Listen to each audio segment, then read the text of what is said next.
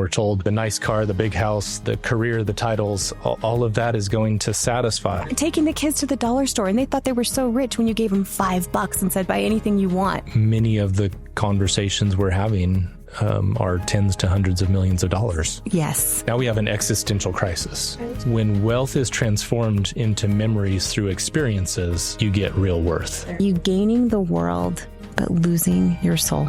Real worth can be summed up in how we are serving others. The number won't matter if you get to the end, that arbitrary number, that arbitrary finish line, and there is nobody to share it with. No amount of fame, no amount of power, no amount of money will ever satisfy. Find something different. Get off the treadmill. These blessings were not meant to be curses. They were meant to be blessings. Welcome to the Worth Beyond Wealth podcast, where net worth meets personal worth. I'm Shannon. I'm Ryan. We help families navigate the emotional, relational, and personal realities that money alone can't solve. If you've built wealth but still wonder what it all means, or how to keep your family grounded while protecting your legacy, you're in the right place. We sit down with experts and with you to talk identity, purpose, and connection beyond the balance sheet. Because true wealth isn't measured in dollars. It's measured in the impact we make and the relationships we nurture. So grab a seat, take a breath, and let's redefine what it means to be truly wealthy together. This is the Worth Beyond Wealth podcast. I wrote something down. It just came to me because I think back over our lifetime, there's not joy in a number that sits in an account. Right. But I think that real worth, which is one of the things we talk about at RW, is another way of saying fulfilled. And in our branding campaign, as we adjust the branding coming up, so we're moving people from unfulfilled to fulfilled through real worth, through having conversations that maybe challenge or can help them identify greater purpose and maybe look at things a little bit differently to why to find that why. But when wealth is transformed into memories through experiences, you get real worth. There it is. And those memories that we have, the memories of going to Yellowstone when the kids are little and Maddie saying, I think... You said we were going to the park. Where's the playground equipment? There's the playground equipment. Yeah. Right. Or walking on a beach and having that picture of her next to grandpa and, those things. Taking the kids to the dollar store, and they thought they were so rich when you gave them $5 and said, buy anything you want. It was like, we couldn't have done better. Yeah. Yeah. So it's interesting. I mean, being fulfilled and experiencing real worth is, we could probably talk about that all day. Right. And I think we would be remiss to say that we have some monopoly on the answer. I think this is something we try to approach with a great measure of humility because people can answer this so many different ways. Right. And within the culture of their own home, their own life, right? Because everybody's experiences are different. We all come from different backgrounds, right? So different things form our worldview. And so those answers can look very different. Yeah. But I think the consistency is that it's not money. It's not the money itself. Not the money itself. Right. And there will be people who argue that it is. Yeah. And I think that it is for a while. There is a lot of data and evidence that talks about money is fulfilling to a certain point, and that point is very low. A book I read many years ago talked about one's income. At that time, the number was something like $200,000 a year. I was going to say 100, but 200. It might have been $150,000 a year. Right. Then all sorts of things skyrocket. Right. Divorce, alcohol drug abuse. So Right. all sorts of challenges, because I think that at a relatively low level of monetary success Mhm. in our world today, people start to seek other things. And I think it creates, what we're seeing is it creates a massive problem Mhm. when the thing, and so we all grow up and we're in America and we're marketed to, and we're told, Yeah. the nice car, the big house, the career, the titles, all of that is going to satisfy. All of that is Right. what we're after. We're going to go get the best degrees from the best schools and do our best and perform our best in sports and Mhm. in academics and wherever that is. And then we get that success. But the higher the price tag is, the better the product is, right? Mm-hmm. There's the illusion. But when we get to that success, What's and then Yeah. we realize we're still not experiencing Mhm. sustained happiness. right? Now we have a problem. Now we have an existential crisis. And we've talked about, you and I have talked about, it's interesting. You think, well, I'll get to that next thing. And so, okay, maybe you upgrade your car, you upgrade your house, you buy a second property, you buy another vehicle, but all of a sudden, now you're maintaining more. And then there's the cost of maintenance. And then there's the time that's involved. And all of a sudden you have stress because there's more to do, more to take care of. But so do you feel better owning more? And I know it's funny when you hear that more money, more problems, right? It's just, but it is. Yeah. Yeah. Notorious B.I.G. Oh, there you I go. think he said that first. Good quote. Jumping back to where you started, Mm-hmm. you said money, to answer this question, you said money doesn't create the fulfillment, but it comes full circle. Yes. And in a program that I've gone through, one of the models is called 5 capitals. And so we all have 5 things that we are, and I think we are stewards of. So there's spiritual capital, relational capital, physical capital, intellectual capital, and financial capital. Yep. Financial capital is something in that model that is used to influence or leverage the other things. The others. Right. So yeah, it is a tool. Mhm. The problem becomes when we think of money as more than a tool. One of the things we were chatting about was, okay, so we have this money and what are the things around it? I would almost venture to guess there's just a general lack of financial literacy. There's a lack of, are we okay? Am I okay? Can I stop? Is this number enough? Maybe at the end of that, there's just some, there's ignorance, right? There's a lack of understanding, potentially. Mm-hmm. I don't really understand the money. I don't know how to make it work for me. Mm-hmm. I don't really understand what I even have.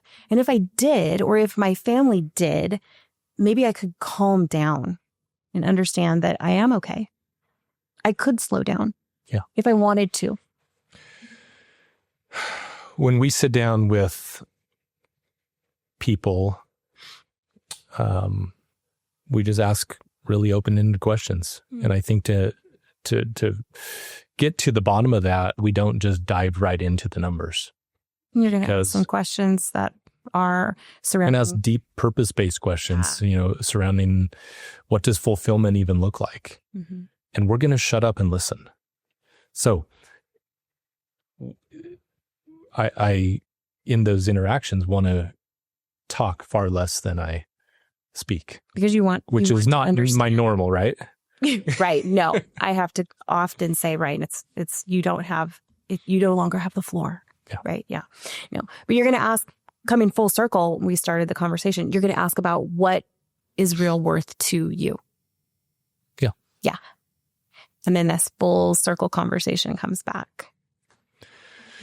Yeah. I mean, what are your dreams? What are your goals? What's your vision? What's your purpose? And these are things that, I would say joy, purpose, and peace. Like these are, right here in the RW experience, joy, purpose, peace. Yeah. Right. Because a lot of the things that we were just chatting about, they're angsty. And so getting to that real worth, what is it that actually gets to the heart of joy, purpose, and peace in your life? And so how can the money become the tool to feed the joy, the purpose, the how peace? can the one capital of money help fund the other capitals? All the other capitals. Yeah. And it gets back. So we talked to a counselor the other day in an interview for our book. Yeah. And we've been talking a lot about Maslow, but we talked about, hey, how do you see, I'll say this differently. What are the things that contribute to a meaningful life, and to happiness? And really, ironically, it's not money. No, so he said it's faith, in other words, or spirituality, a belief in something bigger than yourself. Okay, there we are looking outward. Right. Okay, not, and boy, there's a new book out there that is written directly to entrepreneurs, saying, hey, you got to find inner peace by looking inward and going through these 3 questions and 10 things, and it's just it's horrible. It'll lead people down the path they're already on, and they're just going to keep spinning out. Well, and I think, let's pause there. So the book is written to who? Entrepreneurs. Right. Is it written to their families or the spouses in any way, shape, or form? Did not seem to be. Interesting. Yeah. And again, in our research, as we've really, I think this isn't a terrible spot to say this is somewhat becoming a real passion for us to try to speak into the families that are often being left behind, or where we're seeing a drift between spouses that are in more, exclusively really in the conversations we're having, in very successful situations. Right. Monetarily, business-wise. Right. The things that those things that we're told from the beginning of our lives and continuously told, these are the things that you go after for success. These are the things, go make a bunch of money, retire by 30 or 40, and you'll have a great life. And why are we not seeing that? That's really, it's because everything was about me. So you have to have a belief in something bigger than yourself, a cause bigger than yourself. Right. You need intimate relationships and friendships. So we can talk through the Harvard study a little bit.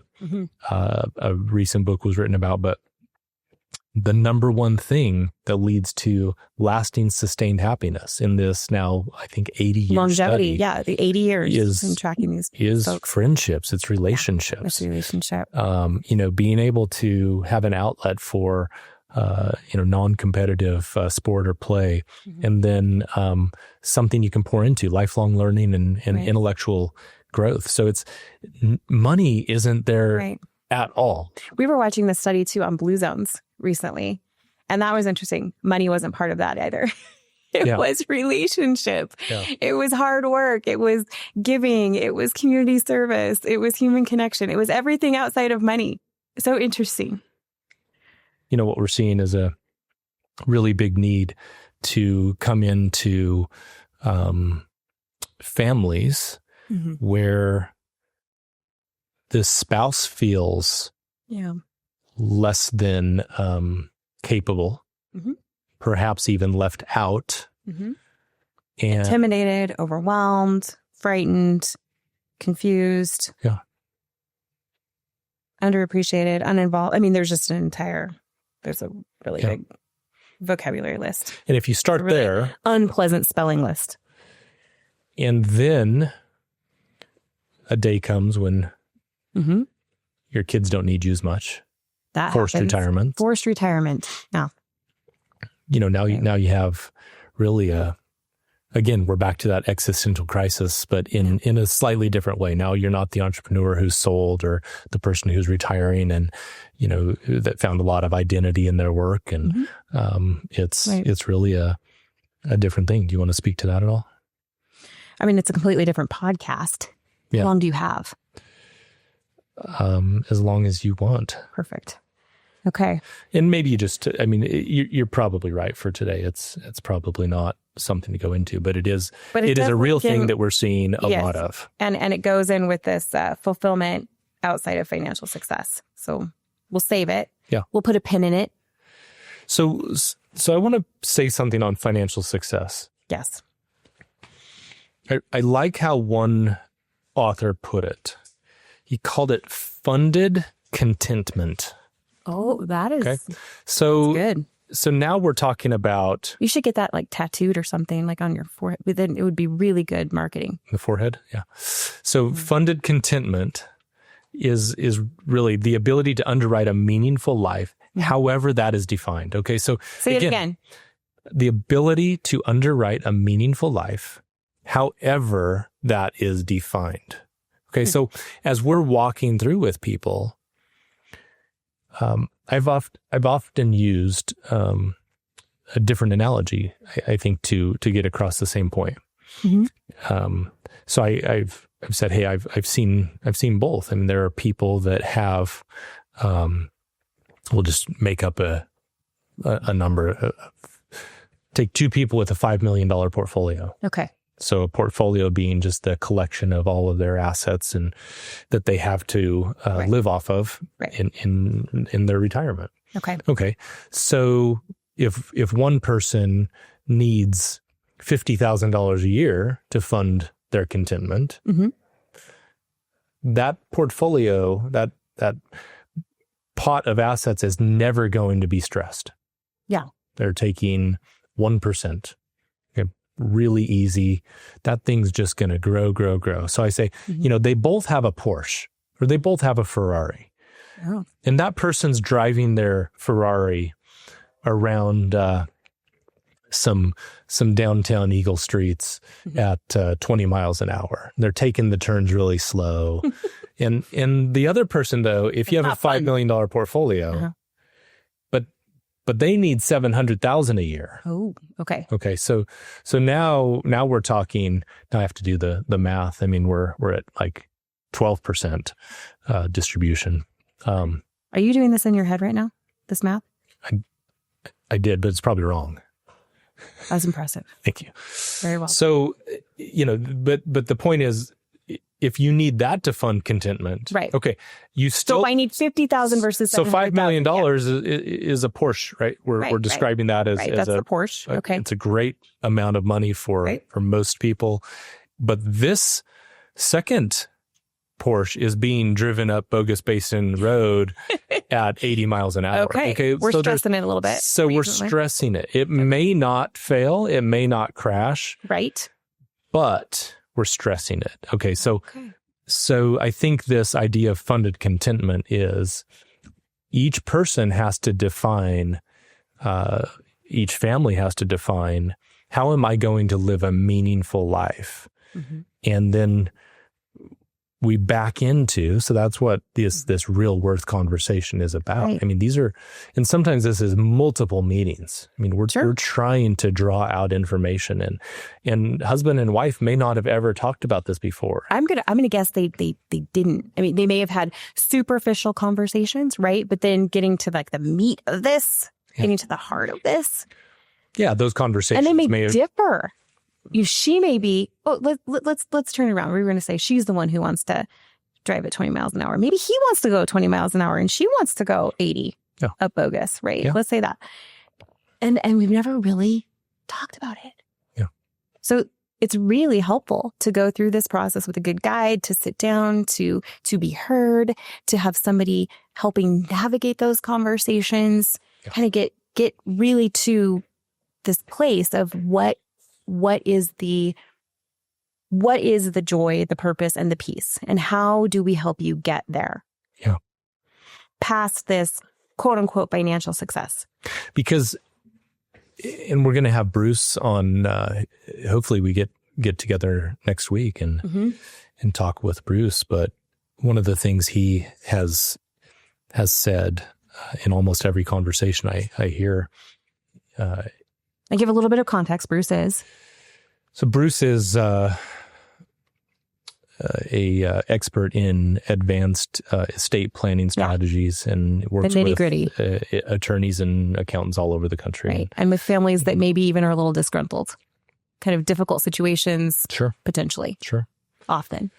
Okay. But there are really two things you can do with money. Mhm. Do you know what that is? What? I'm asking if you want to guess. Spend it Okay. or die and give it away. That's pretty good. Thank you. You can spend it or you can give it, right? So whether that's when you die, You were nicer. You said give it away. I said you're going to die first. sure. But we But- could give it away before we die. But you can give it away before you die, That's- but that's great. it's literally, I'm going to spend it. Right. Okay, what do we want to spend it on? Or we can give it. We can give it to our family. We can give it to charities. Mhm. I'm not going to give it to the kids. So we can They give don't it need to that right now. people. We can give it to charities. Yes. Or we can give it to the government. Wow. I mean, there really, when it really comes down to it, there Mhm. aren't that many choices right? with our money. Yeah. It's crazy. I mean, when you put it that way, Yeah. we're just killing ourselves for what? So we have to find in these conversations to identify fulfillment, what will create a fulfilling Joy, purpose, and peace. I keep going back to that because that's on the real worth with the What- RW experience. Yeah. Yes, joy, purpose, and peace in your life. Mhm. Everything should be directed at that. Mhm. And most of the time, that involves a healthy dose of looking outside of ourselves. So a healthy dose of reality. Sure, Sure. reality, giving. That you are not the end all be all of the universe. Looking outside of ourselves. Giving. Yeah, I think that's the lie of the humanistic philosophy that was also coming out of this book is, yeah, you will never find You can do that. joy, Right. purpose, and Mhm. peace, Mhm. lasting, sustainable joy, Right, purpose, right. and peace by looking Right. to yourself. We're saying beyond the moment. Okay. So we've been talking a lot about helping people or the challenges around finding fulfillment Mhm. beyond financial success. And then how do people find meaning and purpose in their life? Mhm. And I just, we've been talking around it. I just want to make sure we get in some of these notes that I think are just maybe put a bow around some of the stuff we've been talking Let's about. do it. And Yeah, we'll put a bow on it. we'll put a bow on and just wrap it up. Embellish it. Um, Bring it home. so the striver's curse. Ooh. People who strive to be excellent at what they do often wind up finding their inevitable decline terrifying. Their success is increasingly unsatisfying and their relationships lacking. So, back to this idea of if it's all about Mhm. success and performance and, Mhm. and building up money, which is the same as saying building up a business worth Mhm. a certain amount. I just think that's a really interesting way of further putting it, because we all have decline, right? It almost sounds like we're saying maybe somebody would think we're saying money is bad, or building wealth is bad, or having goals and being driven is bad. And that is absolutely not what we're saying, because those are all giftings, right? To be able to be good in business, to have a mind for investments, to be disciplined in your spending and your saving. And these are all really great attributes, right? Yep. I think what we really want to make sure that people understand that we're saying is go for it, right? Yeah. But have a healthy mindset around it so that these blessings were not meant to be curses. Yeah. Did you draw a graph? That looks like a graph that you drew. Yeah, it's a good picture. I just think it's fabulous that you have all of these quotes from Cicero and a graph. I have scribble that I'm trying to read. So, devote the back half of your life to serving with wisdom. Share the ideas you believe are most important. Excellence is its own reward. And I think that's the thing. Like, it just carries on to this. So dedication to service, Mm-hmm. greatest gift is wisdom. Mm-hmm. And we should be mentoring, advising, and teaching. So As advisors, you should be, Yeah, or but- as entrepreneurs and people building wealth. but everybody we talk to, everybody we have the blessing and the opportunity to sit down with Mhm. has a story. Yeah, absolutely. Everybody now some of them are ready to be done in that industry or thing that they've been doing, but boy, they've built up accumulated wisdom, Yeah. and this world is worse off if they just sell off into the sunset. Absolutely. And what we see is that isn't what brings them ultimate fulfillment and joy. So Right. I think part of us guiding people is helping have these conversations around real worth that Mhm. that maybe give them the nudge and encourage them to think about what the rest of their life will look like. So encouraging them to take this wealth, not just financial wealth, but all of this wisdom, this wealth of information, this Time, talent, and treasure. time, Yep. time, talent, treasure, all of this, and then use that and pay it forward to this next gen. Yeah. Yeah. Whether that's within their own family. Right. I mean, The transfer of wealth we talked about. Make sure that they're ready for that. Yeah. Teach them about that. And there's more than the X's and O's of, Mhm. we often have parents ask us to sit down with their children and Mhm. Yep. and these could be adult children and have conversations and do some planning and get them ready. But there's also just some family cultural stuff that needs to be Addressed. transitioned. And that's, in the system we're building out, one of the things that's exciting is to be really proactive and intentional about building out that family culture, which creates the legacy. So I'm hearing there's a lot of mentoring and discipleship surrounding this worth beyond wealth. I think that we are really good at encouraging people to experience life. I'll sum it up that way. Yeah. Back to this quote that I had at the beginning. You do have another quote. I knew it. But this is my quote. Oh, it's your quote. Okay. Wealth transformed into memories through experiences is real worth. Honey, that is a good quote. Thank you. I think that should be on a Hallmark card or something. Yeah. So what you're saying then is part of this worth beyond wealth. Don't miss the moments and use the money, the tool for those moments, thinking I have to just keep saving, storing, right? That's right. And then maybe I never even get to it. Right. Mm-hmm. That's That's really freeing. For an arbitrary number. For an arbitrary number. Right. Right. John Wesley said in his famous sermon, he said, make as much as you can and give as much as you can. I know. I love it. I might make a sign of that on there. Yeah. I might, just so you know. But see, now that is the right approach to it. The making of it isn't bringing satisfaction. Mm-hmm. Probably the satisfaction is coming through the giving. Yeah. Now, we are called to go out and be active and use, again, time, talent, and treasure.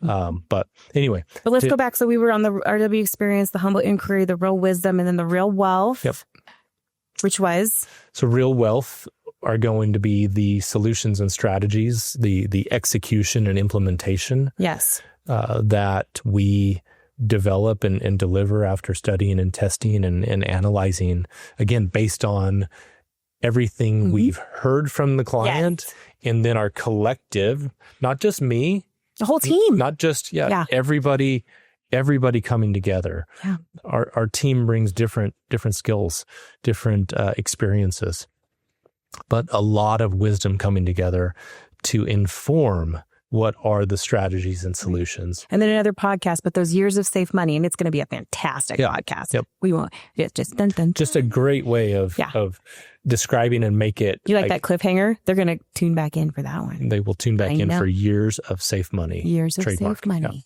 Trademark. Yeah. But then that goes into real worth. after And we talked a lot about again, so inside of the solutions and strategies is going to be investments, borrowing and liability management, non-portfolio risk management. So that's going to be things like life insurance and disability insurance. And please understand, like, that's not us saying we're going to sell that to we want to make sure the necessary things are in place to protect them. This is not that family. For instance, a successful 45-year-old is far more likely to become disabled than die. So do you have the right amount of disability insurance? And we're saying this from experience. We had these conversations ourselves, right? And we decided you were underinsured, and so was I. And we ourselves have a big disability we had policy. We had to address to protect you and to protect the firm if right. something happened. And then estate planning and fiduciary services. So looking at how do we technically and legally do the estate. But now that we have those things set, we have the strategies, the tax efficiency and the saving strategies and the distribution strategies all optimized, which has to be done over and over and over because the rules keep changing, and your family dynamics keep changing. It all keeps changing. The numbers keep changing. Yes. So we're in constant, and that's also another podcast. So this is just a big circle. This or cycle of the RW experience, and then Real Worth is just how does all this come together to create purpose and joy and peace in your life. Right. How does it all come back to what we started the podcast talking about, that fulfillment? Yeah. If you could recommend one thing to shift the perspective so that people could redefine success in their own lives, what would it be? That's a really good question. I mean, what's so hard about the question is it's one thing, right? I will say for myself. Yeah, go ahead. One thing that really, I guess maybe it's two things, but ask yourself, what are you working for? Yeah. That was a really big thing. What am I working for? What am I doing? Where am I and what am I doing? Yeah. And then what came to mind was, are you gaining the world but losing your soul?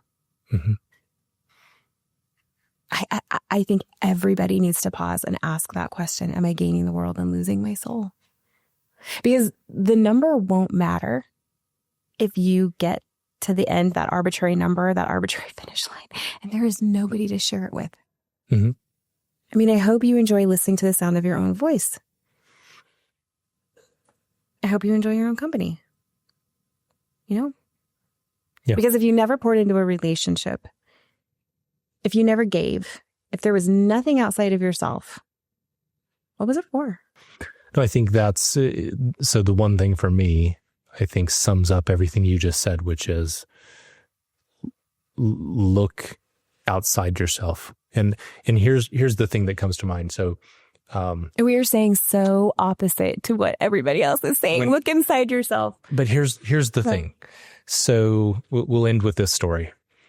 Is there a quote? It's not a quote, but it is what did the council the other day called it? The last name is Adler. I think he called it Adlerian. Adlerian theory. Adlerian, yep, something like psychology. That. Okay, so. But it was prior. It was prior to. He was a contemporary of Freud, so this is quite some time ago. Yeah. He would bring people into his clinic, and he said, "I will only work with you if you do everything that I say." Okay, I'm going to work to cure your depression. I'm going to cure your depression. You have to do everything I say, or your depressive symptoms. If you won't do that, I'm not even going to work with you. Yeah. So you had to agree to his plan. They come in and they agree. What did he say? You have to go out and do something for someone else every day for 2 weeks. With no expectation of anything in return. Oh, you listened really well. Yeah. No expectation of anything in return. That's good. Okay. Right. So how do we selfless happiness and real worth can be summed up in how we are serving others, how we are blessing others. And I'm trying to remember. No expectation. Did he have 100% recovery rate? I want to say he did, know. Or near. I don't want to misquote. I don't either. It's not good. Yeah. I think that's pretty fascinating because, to your point, it is the opposite of what so many people are saying. Look inside yourself, build up more, get more power, get more fame. Mm-hmm. No amount of fame, no amount of power, no amount of money will ever satisfy. Mm-hmm. So find something different and get off the treadmill. Right. Work with an advisor who's going to listen. And I would say a guide. A guide. Right. That's our clients are the heroes in their stories and their journeys. Mm-hmm. We're just a guide. Right. But a good guide. Hopefully. I hope so. Yeah. I mean, because you're my financial advisor. If you are not good at this, I am in trouble. I have to fire you. If you fire me, all right. I think we're done. Thank you for listening to the Worth Beyond Wealth podcast. If you liked this podcast, please like, share, and subscribe. The highest compliment you could give would be sharing this with a friend. Thank you. The opinions expressed in this program are for general informational purposes only and are not intended to provide specific advice or recommendations for any individual or any specific security. RW Investment Management, LLC, DBA RW Investment Management, is a registered investment advisor. Testimonials given by current clients are not in exchange for compensation. This document is solely for informational purposes. Advisory services are only offered to clients or prospective clients where RWIM and its representatives are properly licensed or exempt from licensure. Past performance is no guarantee of future returns. Investing involves risk and possible loss of principal capital. No advice may be rendered by RWIM unless a client service agreement is in place. RWIM is not a legal or tax advisor.